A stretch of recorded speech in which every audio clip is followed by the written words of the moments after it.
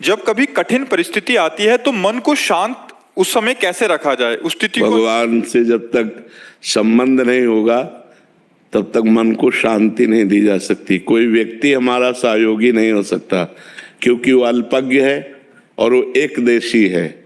एक देशी, मान लो हम आपका भरोसा करें तो आप एक देश में कहीं विराजमान हैं, आप सर्वत्र तो है नहीं, और आप एक देशी ज्ञान रखने वाले हैं। आप सर्वज्ञ तो है नहीं, और आप सर्वशक्तिमान नहीं हैं, आप एक सीमा की शक्ति धारण करने वाले हैं। तो जब असीम शक्तिवान, सर्वत्र सर्वज्ञ परमात्मा से हमारा संबंध होता है, तब हमें अब कठिन परिस्थितियों में भी सहजता से पार होने का सुगम उपाय मिल जाता है। महाभारत क्षेत्र में एक ऐसे योद्धा भीष्म जी है जो पूरे विश्व को परास्त कर सकते हैं, लेकिन श्री कृष्ण जिनके सारथी हुए उन्हें अर्जुन को सुयश प्राप्त हुआ, भीष्म जी को नहीं। मार के गिरा दिए गए, 6 महीना बाणों की सैया पर पड़े रहे। जिन अर्जुन को प्रत्यंचा चढ़ाना सिखाया द्रोणाचार्य जी ने, उन द्रोणाचार्य को परास्त करने की सामर्थ्य अर्जुन में कहां से आ जाती?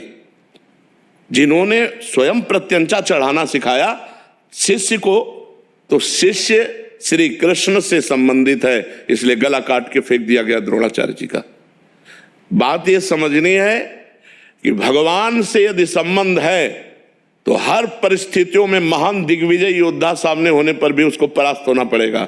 महान विपत्ति होने पर भी हम मुस्कुराकर उसे रौंद देंगे। महान कठिनता में भी हम धैर्य नहीं खोएंगे, यदि भगवान से हमारा संबंध है तो। या वो तो है ही, लेकिन स्वीकृति करना है। हम लोग स्वीकृति नहीं किए, हम संसार से संबंध माने हुए, लेकिन भगवान को अपना नहीं माने हुए। इसीलिए हर परिस्थिति हमें रौंद देती है। हर बोले डिप्रेशन में जा रहे हैं, परिस्थिति ने रौंद दिया। अगर सकारात्मक सोच बनी रहती कि इस स्थिति में भी भगवान, और भगवान का चिंतन जब होता है, भगवान का भजन होता है, तो बुद्धि बड़ी प्रवीण होती है। वो हमें कहीं दुख में फंसने नहीं देती, बचा लेती है। और जब भगवान का भरोसा भजन नहीं होता तो हमारी बुद्धि इस प्रपंच में दुखालय में फंस जाती। इस संसार का नाम भगवान ने रखा है दुखालयम अशाश्वतम। दुखालय है और नाशवान है। इसलिए हर कठिनता, हर विपत्ति, हर परिस्थिति से निपटने के लिए हमारे अंदर नाम चलना चाहिए और भगवान का भरोसा होना चाहिए। 2 बातें होनी चाहिए।